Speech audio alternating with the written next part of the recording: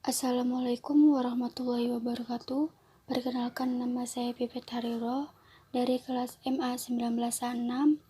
NIM saya 111910425, mata kuliah Manajemen Sumber Daya Manusia. Dosen pengampu saya yaitu yang terhormat Dr. Fitri Rizky MPD dari kampus Universitas Pelita Bangsa. Di sini saya akan sedikit menjelaskan tentang pelatihan dan pengembangan sumber daya manusia. Di slide kedua ada pengertian pelatihan, yaitu merupakan suatu proses pendidikan jangka pendek yang mempergunakan prosedur sistematis dan terorganisasi. Pegawai non-manajerial mempelajari pengetahuan dan keterampilan teknis dalam tujuan yang terbatas. Di slide ketiga ada pengertian pengembangan, yaitu merupakan suatu proses pendidikan jangka panjang yang mempergunakan prosedur sistematis dan terorganisasi. Diterapkan kepada pegawai manajerial yang mempelajari pengetahuan konseptual dan teoritis untuk mencapai tujuan yang umum.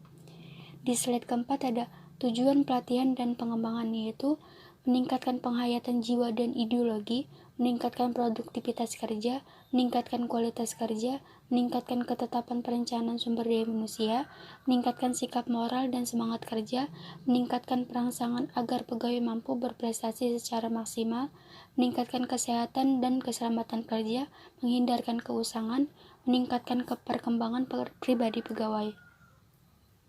Di slide ke-6 ada komponen-komponen pelatihan dan pengembangan, yaitu tujuan dan sasaran pelatihan dan pengembangan harus jelas dan dapat diukur. Para pelatihan atau trainers harus ahlinya yang berkualifikasi memadai atau profesional. Materi pelatihan dan pengembangan harus disesuaikan dengan tujuan yang hendak dicapai. Metode pelatihan dan pengembangan disesuaikan dengan tingkat kemampuan pegawai yang menjadi peserta. Pelatih atau trainers harus memenuhi persyaratan yang ditentukan. Di slide ke-6 ada prinsip pelatihan dan pengembangan, yaitu materi harus diberikan secara sistematis dan berdasarkan tahapan-tahapan.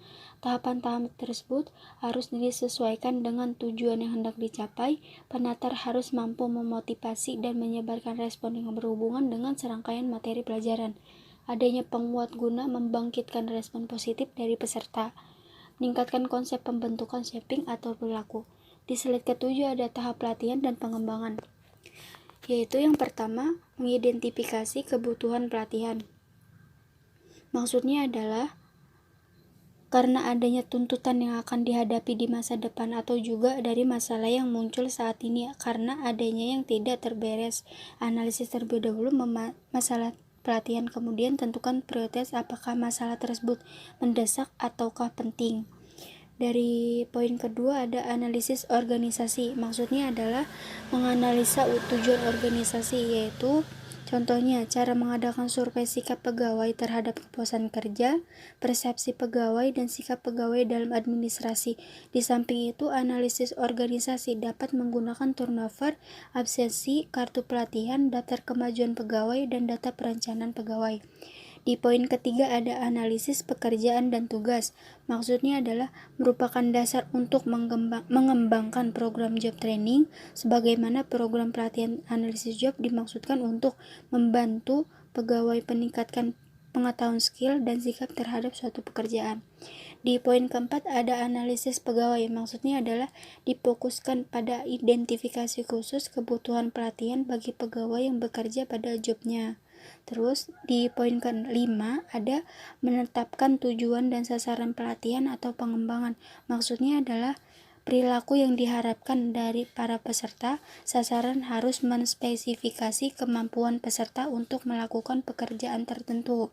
Selanjutnya di slide ke-8 ada kesimpulan. Kesimpulannya yaitu pelatihan dan pengembangan bukanlah solusi utama yang dapat menyelesaikan semua persoalan organisasi, lembaga atau sebuah instansi, tetapi mengarah pada peningkatan kinerja pada para karyawan atau tenaga kerja yang baik dan benar. Terima kasih. Wassalamualaikum warahmatullahi wabarakatuh.